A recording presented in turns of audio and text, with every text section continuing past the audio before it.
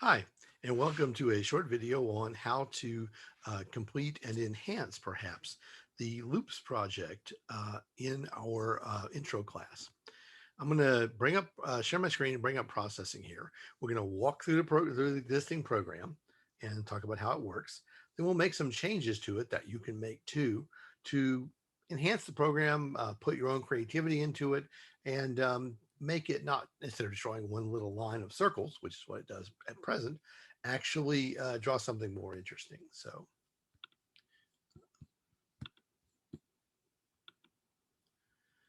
and if I bring up processing, Uh, here's the sketch as delivered in Canvas. So let's start with that and look at how it works. Uh, First of all, this part you're probably familiar with. The Set the size of the canvas, whatever size you want, and set the back. I set the background color to black, but again, you can use any color that you want. That's about all there is in setup. The draw method, which is where all the action happens, that's where the one row of 5 columns of circles gets drawn today. So I set a variable in cols, probably should be in columns because that's easy to confuse with colors. Number of columns is 5. Again, you can make as many or as few columns as you want. I also made an array of colors, uh, one for each shape in a 5 shape column. I used an array or a list in Python because that will let me assign a different color to every shape if I want. So it starts out, this one's probably like yellow and this one's purple. So the first shape, number 0, on the row will be yellow and the last shape will be purple. And you've got some other colors that I don't remember in between. I had to pick a place to start with on the canvas, and I picked an X of 50 and a Y of 50. That's in some from the left corner and down some from the top. Again, you can change those as you wish. And then here's the loop that's in the code today.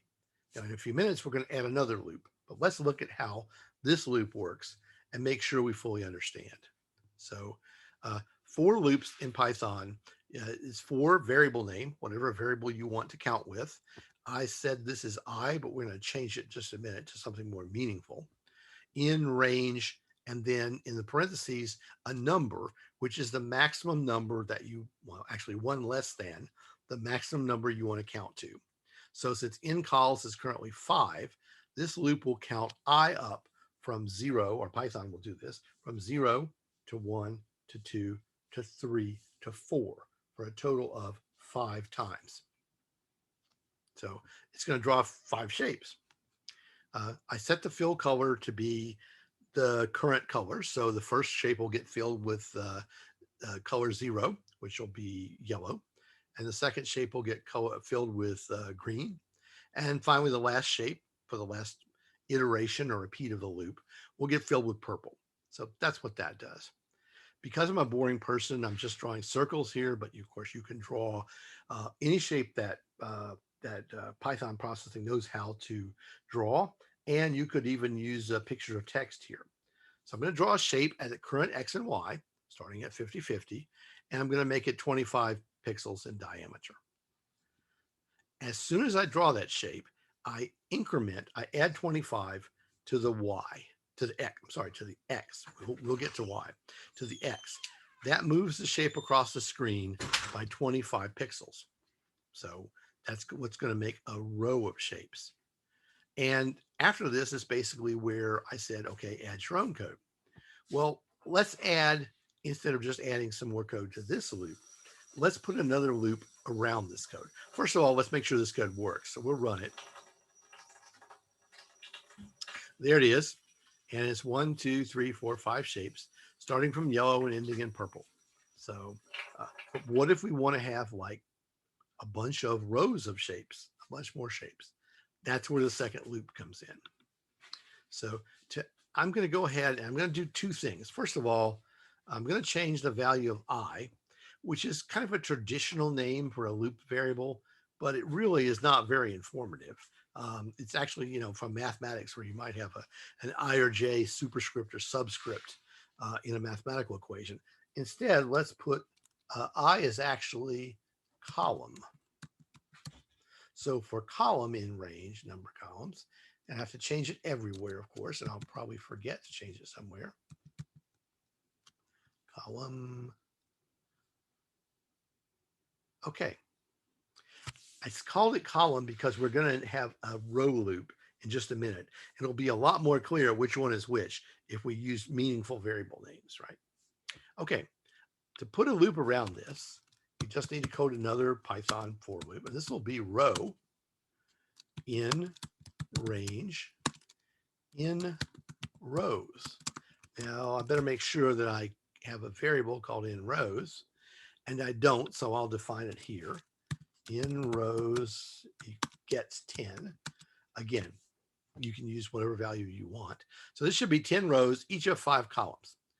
To make this work in Python, of course, we have to indent everything to match the logical structure of the program.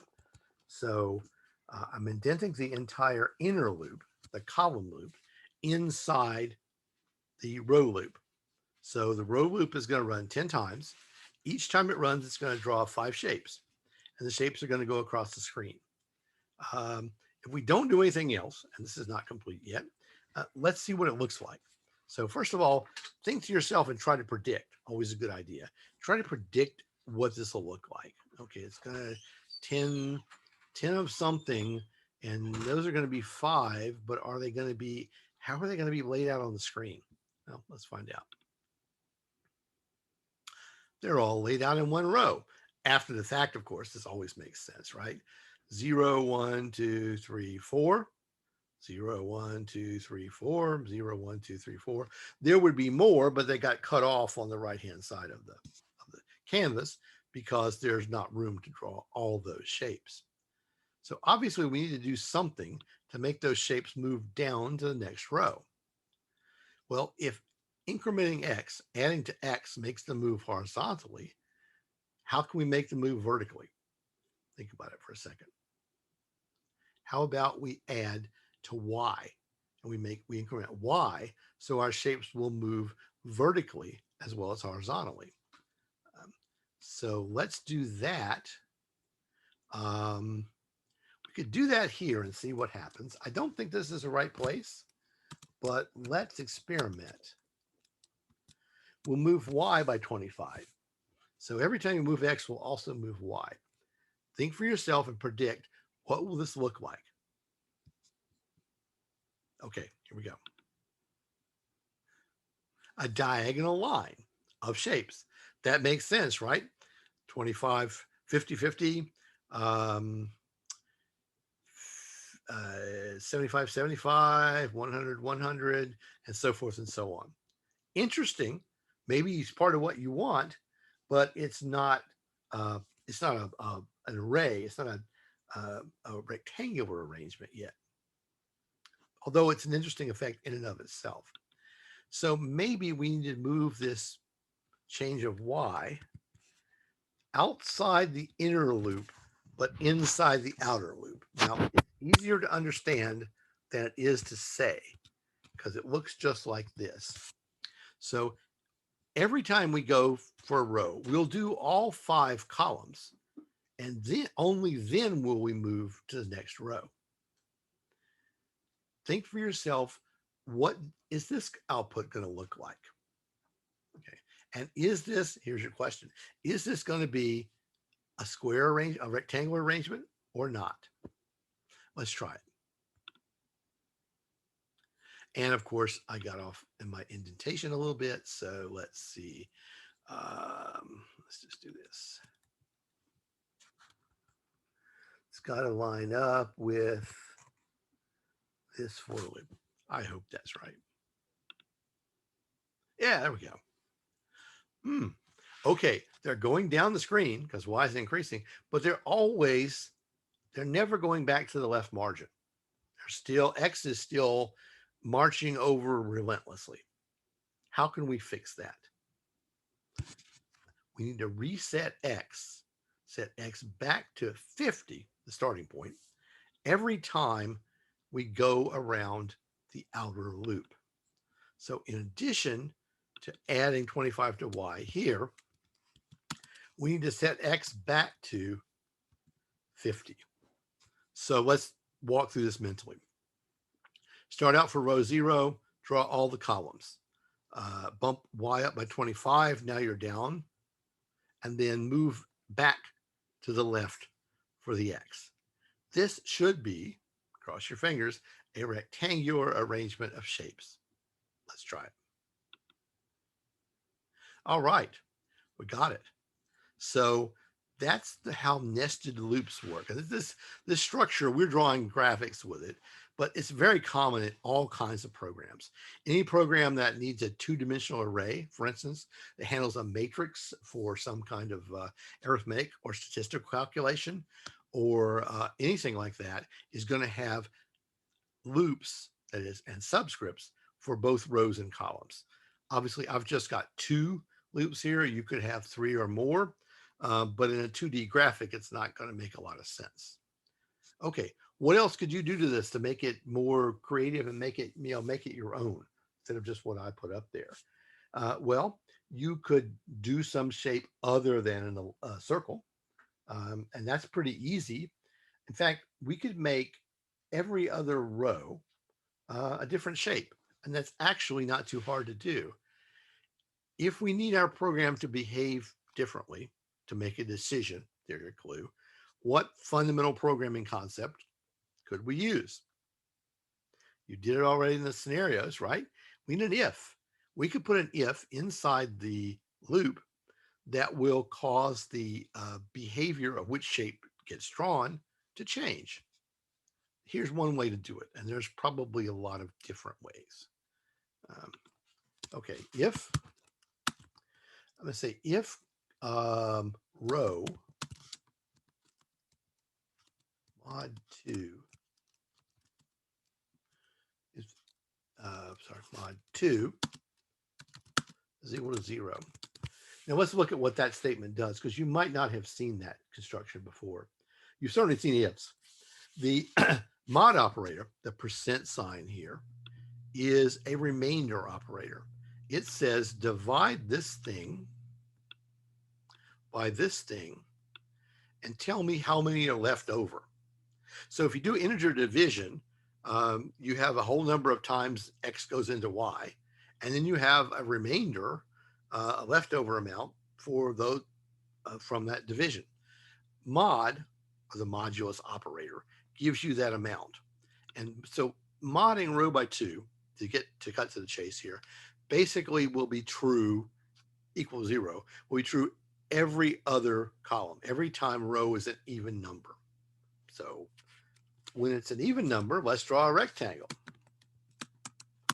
Let's try the X and Y, and it'll be a square because I'm going to make the height and width the same.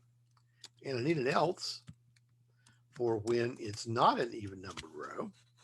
And in that case, I'll draw the circle. No matter what, I will add 25 to X. So every other row should be rectangles, and every other row should be ellipses or circles. Circle is a special case of ellipse. I think processing might have a circle method, but I'm not sure. Ellipse will always work if you make the last 2 numbers the same. It will draw a circle. Those are the major and minor axes of an ellipse. Let's run it and see what happens. Interesting. It did do multiple shapes, but they're not aligned correctly. And I thought about this for a while, and I realized that the difference is this. When you give an X and Y for a circle or an ellipse, you're giving the center point. But when you give an X and a Y for a rectangle, you're giving the upper left-hand corner. I think there's a Python processing command that enables you to change the origin of rectangle coordinates to the center. But you'd have to Google it. I haven't checked, but that would make the squares line up. Although this is kind of a nice effect. And sometimes these superimpositions of shapes you get by accident are more interesting than a very neat, perfect matrix. So that works. What else could you do? Random colors, those are easy. So instead of my color array, you pick a random color each time.